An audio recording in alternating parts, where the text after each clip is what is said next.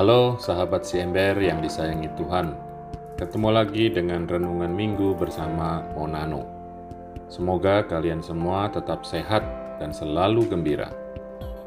Hari ini kita bakalan ngerenungin salah satu perumpamaan Yesus tentang kerajaan sorga atau kerajaan Allah yang ada di Injil Matius bab 22 ayat 1-10. Tema hari ini bernuansa sukacita, yaitu undangan. Sayangnya ujungnya nggak enak, undangan yang ditolak. Sebelum dengerin renungannya, yuk kita baca dulu Injilnya. Sekali peristiwa, Yesus berbicara kepada para imam kepala dan tua-tua bangsa Yahudi dengan memakai perumpamaan. Katanya, "Hal kerajaan surga itu seumpama seorang raja yang mengadakan perjamuan nikah untuk anaknya. Ia menyuruh hamba-hambanya memanggil orang-orang yang telah diundang ke perjamuan nikah itu, tetapi mereka tidak mau datang. Raja itu menyuruh pula hamba-hamba lain dengan pesan, 'Katakanlah kepada para undangan, hidangan sudah kusediakan, lembu-lembu jantan dan ternak piaraanku telah disembelih. Semuanya telah tersedia. Datanglah ke perjamuan nikah ini.' Tetapi para undangan itu tidak mengindahkannya. Ada yang pergi ke ladangnya, ada yang pergi mengurus usahanya, dan yang lain menangkap hamba-hamba itu, menyiksa dan membunuhnya. Maka murkalah raja itu. Ia lalu menyuruh pasukannya ke sana untuk membinasakan pembunuh-pembunuh itu dan membakar kota mereka. Kemudian ia berkata kepada hamba-hambanya, 'Perjamuan nikah telah tersedia, tetapi yang diundang tidak layak untuk itu. Sebab itu pergilah ke persimpangan-persimpangan jalan dan undanglah setiap orang yang kamu jumpai di sana ke perjamuan nikah ini.' Maka pergilah hamba-hamba itu, dan mereka mengumpulkan semua orang yang dijumpainya di jalan-jalan, orang-orang jahat dan orang-orang baik, sehingga penuhlah ruang perjamuan nikah itu dengan tamu." Berbahagialah kita yang diundang ke dalam perjamuannya. Saudari-saudara terkasih, pernah dengar nggak potongan kalimat tadi? Ya, pasti pernah dengar. Kalau sampai bilang nggak pernah, berarti kebangetan. Ya. Kalau nggak ingat pernah dengar, juga kebangetan. Ya. Kenapa begitu? Dengerin terus renungannya. Juga kalau mau tahu kebenaran kalimat tadi. Teman-teman yang dikasihi Tuhan, perumpamaan yang kita dengar dalam bacaan Injil hari ini punya arti yang sifatnya lokal. Ya, pertama-tama sifatnya lokal atau setempat. Tamu-tamu yang diundang tapi kemudian menolak datang melambangkan orang-orang Yahudi. Berabad-abad lalu mereka sudah diundang Tuhan untuk menjadi bangsa pilihannya. Tapi waktu anak Allah datang ke dunia dan mereka diundang untuk mengikutinya, mereka menolaknya dengan kasar. Akibatnya, undangan Allah ditujukan kepada orang-orang di jalan yang melambangkan para pendosa dan bangsa-bangsa lain. Selain itu, perumpamaan ini juga mengandung pesan yang lebih luas, yang menjangkau kita juga sekarang ini. Pertama, ini mengingatkan kita bahwa undangan Tuhan untuk masuk kerajaannya adalah suatu undangan untuk mengalami sukacita. Ya. Meskipun jalannya adalah jalan penyangkalan diri, memikul salib, ya, adalah kesalahan kalau kita berpikir bahwa kekristenan adalah jalan yang suram, jalan hidup yang suram, tanpa tawa, tanpa sinar matahari, dan tanpa persekutuan yang menggembirakan. Ya.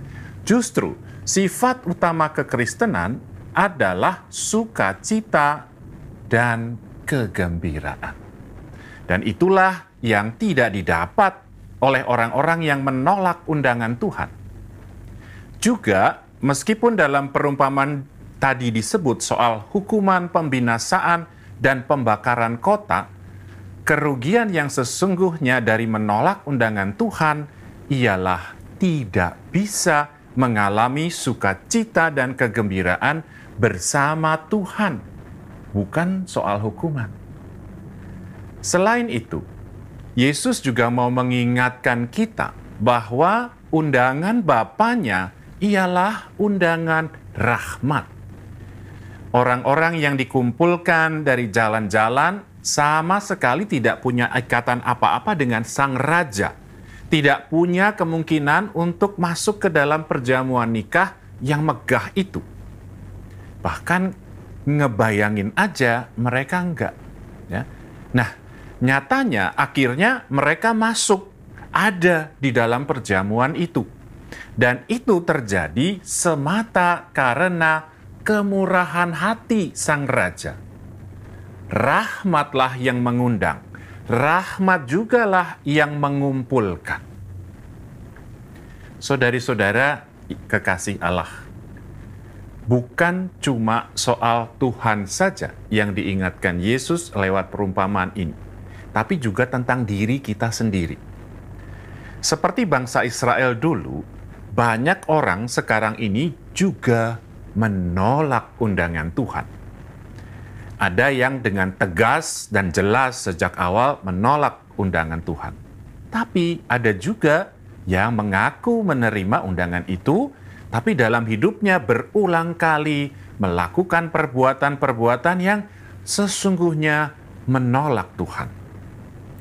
Ada hal-hal negatif atau jahat yang jelas-jelas menempatkan orang berseberangan dengan Tuhan. Tapi seperti kita dengar dalam perumpamaan, ada hal-hal lain yang sebenarnya baik. Namun, ketika dipilih, menjadikan mereka, orang-orang itu, menolak undangan Tuhan. Dalam konteks kita sekarang, ya, saya kira masih banyak orang gak ikut misa karena semata males. Ya. Ada yang pakai waktunya untuk senang-senang aja. Seperti dalam perumpamaan, ada juga orang yang gak ikut misa karena mengurus pekerjaan atau usahanya. Ada yang lain menjadikan kesehatan sebagai alasan. Mereka bilang, wah, minggu pagi itu satu-satunya waktu buat gue bisa olahraga, sekalian kumpul sama keluarga. Tapi Sabtu sore, Minggu sore, tetap juga nggak pergi ke gereja untuk misa. Ya, maksudnya nih dalam konteks bukan pandemi ya, bukan misa online. Kalau misa online ya tetap aja nggak ikut misa juga. Bahkan sekarang ini di masa pandemi, ketika misa-misa diselenggarakan secara online, fakta dan situasinya nggak banyak berubah. Kalaupun ada perubahan, malahan ke arah yang memprihatinkan. Ketika usaha dan perjuangan yang harus dilakukan jauh lebih mudah, ternyata orang nggak serta-merta jadi lebih rajin memenuhi undangan Tuhan. Ya. Banyak orang malah kayak luntur semangatnya untuk ikut misa. Kalaupun ikut, nggak sedikit yang ikutnya dengan seenaknya. Nggak mandi, ya, nggak berpakaian yang pantas, nggak bersikap yang pantas. Ada yang benar-benar seenaknya. Milih misa yang katanya romonya bagus khotbahnya. Ya, jadi udah pilih-pilih nih. Terus karena misanya pagi, ya nontonnya, ikut misanya ya dengan cara nonton videonya, nonton rekamannya ketika dia udah bangun. Itu pun kalau dia bangun. Saudari-saudara yang terberkati, hari ini kita diingatkan betapa bahagia dan terberkatinya kita. Siapapun kita diundang masuk ke dalam perjamuan nikah Sang Raja. Kita bisa ngaku sebagai orang-orang yang diundang. Ya. Kita mungkin ngerasa sebagai orang-orang berdosa dari pinggir jalan. Kenyataannya, lewat Yesus putranya, Allah mengundang kita ikut serta dalam perjamuannya.